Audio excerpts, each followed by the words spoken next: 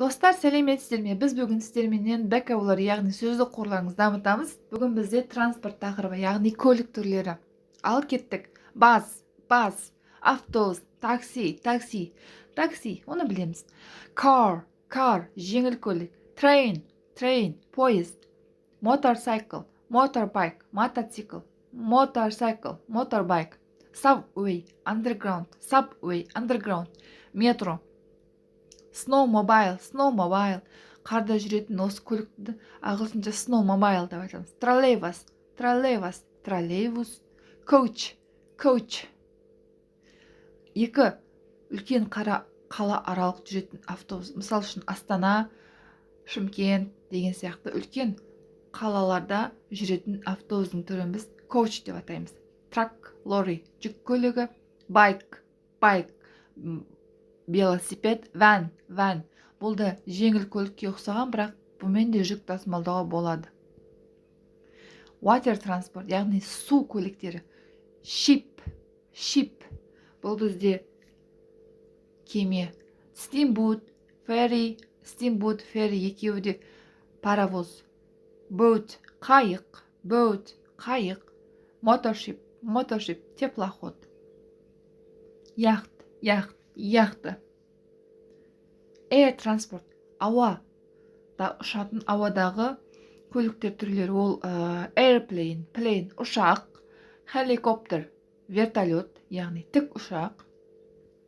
Emergency medical care, немесе ambulance, бұл медициналық жедел жәрдем көлігі. Fire truck, өрт сөндіру көлігі. Police car, полиция көлігі. Енді достар, осы сөздерді біз зыпылдатып жаттамаймыз.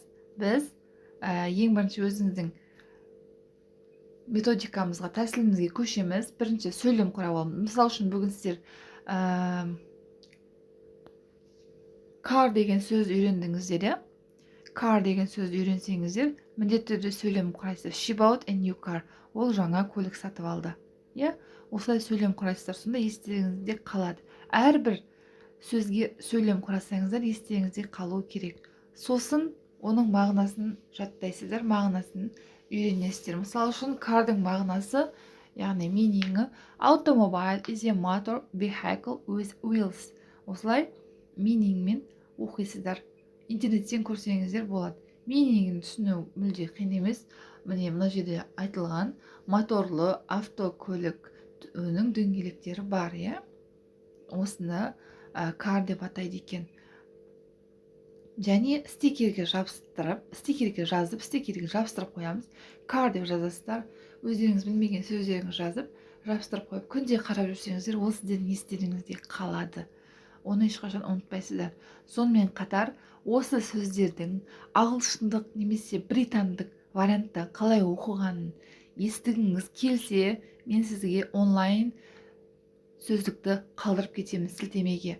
Ол өте мықты сілтеме, яғни ол мықты переводчик, аударма сайты. Өздеріңіз көшіп қарасаңыздар болады. Сіздерге міндетті түрде ұнайды. Енді сіздерге тапсырма. Үйде міндетті түрде барлық сөздерге сөйлем құрайсыздар. Егер сіздер білмесеңіздер, білетін сөздеріңізге сөйлем құраудың қажеті жоқ. Тек білмейтін сөздеріңізге сөйлем құрайсыздар, оның мағынасын іздейсіздер, жаттайсыздар. Мағынасын қай жерін іздеу керек екенін жаңа алдыңғы айтқандай астына описанияға қалдырып кетемін сілтемесін. Сосын өздеріңіз білмейтін сөздерді стикерге жабыстырып, қабырғаға іліп қойсаңыздар, естеріңізде қалады.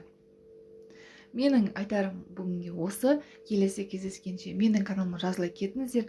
Оқыған адам әрқашан озады. Алдағы уақытта сіздерге пайдалы болады деген видеолармен бөлісемін.